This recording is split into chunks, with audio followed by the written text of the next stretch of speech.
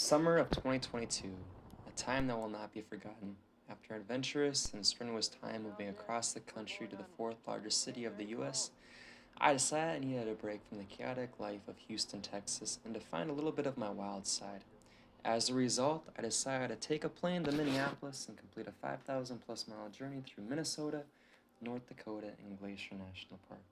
It was an amazing experience, and it was so fun getting to meet friends, family, and share an experience with my brother that we will never forget.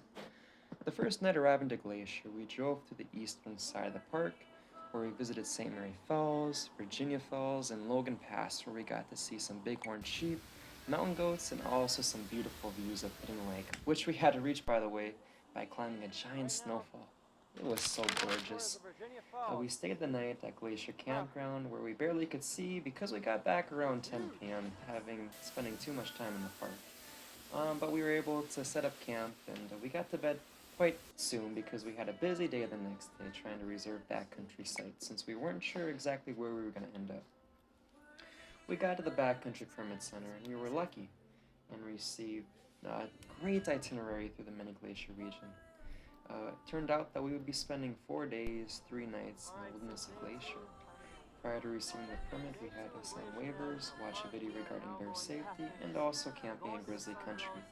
Afterwards, we headed going to the Sun Road, which was the main road in the park, up to the Saya Bend where we did Pagan Pass. Along the way, we met this couple who were both teachers, and my brother and I had fun talking to them and hearing about their experiences, and also their story. It was a wonderful hike, and we ended up ending the day at Logan Pass, where we did some of the Highline Trail, of course, seeing the beautiful views, and then we headed back down towards the mountains since we had a big day ahead of us backpacking. The next morning, my brother and I packed up and got ready to go to the Many Glacier region, which was about 2 hours away from where we were staying currently. We parked close to Swift Current Inn and hiked east towards Poya Lake, which was our destination for the night. Along the way, we met other hikers, and we saw beautiful lakes, waterfalls, and it was so beautiful. But my brother thought that it was probably the toughest day, since he was carrying all the food, and well, we had quite a bit, a lot actually. At about 5:30 p.m., we reached camp and we set up for the night. The rest of the evening, it was spent by the lake enjoying the scenery and meeting some folks from New York, where we talked about our experiences. And towards the end of the night, my brother and I took a nap. Of course, we got a little crazy and we decided that to go stargazing around midnight. And well, I don't have many photos, but I can say that it was absolutely gorgeous and also a little terrifying. The next morning, my brother and I started our hike early since we had quite a ways to go going up towards the Red Gap Pass. Along the way, we met this ranger who was studying birds and eagles. We also crossed waterfalls. We saw beautiful mystic and vistic views of lakes, and we even caught a herd of bighorn sheep who were probably just as surprised as us as we're trying to go over the pass. We reached Elizabeth Lake and we went across suspension bridges, and then we continued north where we ended up at the campground called Gable Creek, where my brother and I both made bets that we would jump into the creek. It was freezing, but it felt so good on the legs. In addition, we had some adventures where we met two other couples at the campsite. One couple was local to Montana, they were from Bozeman, and another was a little older and they were coming from Alabama.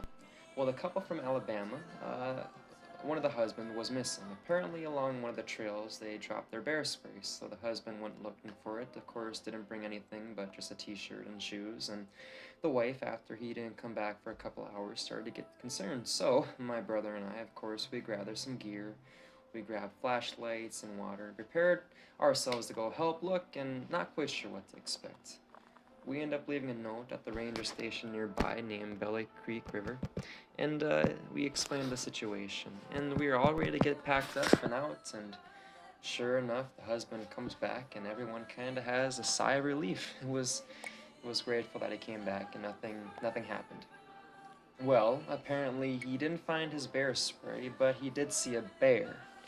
The rest of the night, we told stories by the campsite, and we just really enjoyed each other's presence and told what each other were doing and our life and adventures and stories and stuff like that. So the next day, we woke up early and we headed to Lake Elizabeth. Along the hike to Lake Elizabeth, we saw this beautiful waterfall. It was called the Donmus Falls, and it was pretty easy overall to get to our campsite. But we had quite a bit of time, so we decided, to hike about 2 extra miles after we got everything settled at our campsite and go up to Helen Lake. It wasn't long before my brother and I realized that we were probably the only humans within a 5 mile radius, and that feeling was just so powerful. We could scream or yell into the mountains and just hear our echo, and that was something really powerful. It was so amazing, and the water in the lake, Helen Lake, it was cold, but it was easy to get used to, and we were swimming across it, and it was just gorgeous. When we arrived back to camp, we met these adults who had been work friends, and we all decided to jump into Lake Elizabeth together. It was fun, and we told some good stories. And then later on, towards the evening, we also met some people from Poland, who my brother really enjoyed talking to. But you could tell that they weren't the brightest, as they were planning a 23-mile hike on Saturday, where my brother and I hiked only 12 miles and struggled. I wished them good luck. The next day, it was my birthday, July 29th, and my brother and I got up early, about 4:30 in the morning, and although we couldn't see anything, the beautiful views of the sunrise and the lakes and the ptarmigan tunnel, it made it so worthwhile.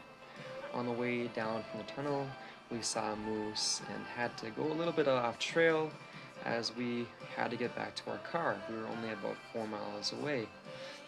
It was funny since for the first 40 miles or so, my brother and I, we maybe saw only like 15 people on the trails. However, for the last 2 miles, we saw around 600, of course, being the more popular Iceberg Lake and Ptarmigan Tunnel. As people saw us, it was kind of ironic. They moved out of our way, they saw our large packs. It didn't matter if the group size was 5 people or if it was 20 people. As soon as they saw us coming, they immediately moved to the side. Some encouraged us, some congratulated us, some said that we were almost there. It was truly a great ending, and we had a blast. All in all, the trip to Glacier was fantastic. We saw wildlife such as moose, uh, we saw marmots and mountain goats and bighorn sheep. Thankfully, we didn't see no grizzlies, but if we did, that would have added to the adventure. But we completed this hike, 65 miles total. So 40 miles was in the wilderness, and then 25 was hiking, day hikes, the 2 nights prior. These experiences in Glacier were great bonding times, and will be some that I will never forget, and just truly an amazing time. So, thank you all for watching, and I hope you have a great day.